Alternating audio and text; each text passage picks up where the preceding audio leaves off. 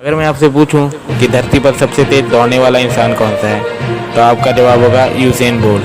अगर मैं आपसे पूछूं कि धरती पर सबसे तेज दौड़ने वाला जानवर कौन सा है तो आपका जवाब होगा चीता। पर अगर मैं आपसे पूछूं कि हमारे सौरमंडल में सबसे तेज सूरज का चक्कर लगाने वाला ग्रह कौन सा है तो आप कंफ्यूज हो जाएंगे। मगर आप टेंशन मत लीजिए, आज की इस वीडियो में हम आपका यही डाउट क्लियर करेंगे। तो हे फ्रेंड्स, मैं हूं आपका दोस्त अमन।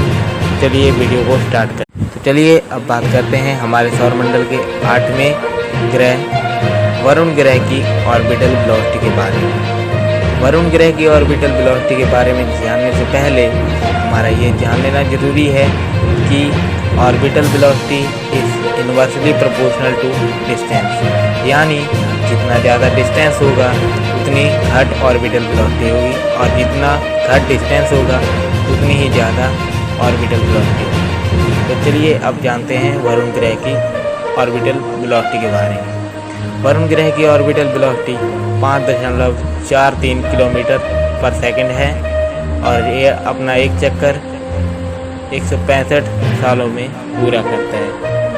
तो चलिए अब जानते हैं हमारे सौरमंडल के 7वें और तीसरे सबसे बड़े प्लैनेट यूरेनस की ऑर्बिटल वेलोसिटी के बारे में।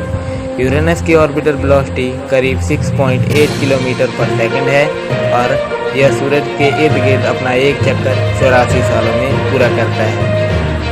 तो चलिए अब बात करते हैं हमारे सौरमंडल के छठे और दूसरे सबसे बड़े प्लैनेट सैटर्न की ऑर्बिटल वेलोसिटी के बारे में। सैटर्न की ऑर्बिटल वेलोसिटी 9.68 किलोमीटर पर सेकंड है और यह सूरज का एक चक्कर 29 पृथ्वी सालों में पूरा करता है। तो चलिए अब बात करते हैं हमारे सौरमंडल के 5वें और सबसे बड़े प्लैनेट जुपिटर की ऑर्बिटल वेलोसिटी के बारे में। तो जुपिटर की ऑर्बिटल वेलोसिटी करीब 13.07 किलोमीटर है और यह सूरज का एक चक्कर 11 पृथ्वी सालों में पूरा करता है। तो चलिए अब बात करते हैं हमारे सौरमंडल के चौथे और दूसरे सबसे छोटे प्लैनेट मार्स की ऑर्बिटल वेलोसिटी की।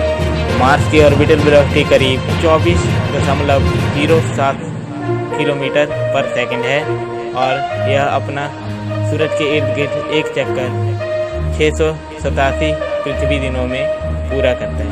तो चलिए अब बात करते हैं हमारे सौरमंडल के 5वें सबसे बड़े ग्रह यानी हमारी पृथ्वी के बारे में। हमारी पृथ्वी की ऑर्बिटल वेलोसिटी करीब 29.78 किलोमीटर पर सेकंड है और यह सूरज का एक चक्कर 365 दिनों में लगाती है। तो चलिए अब बात करते हैं पृथ्वी की ट्विन सिस्टर कहे जाने वाले वीनस प्लैनेट के बारे में।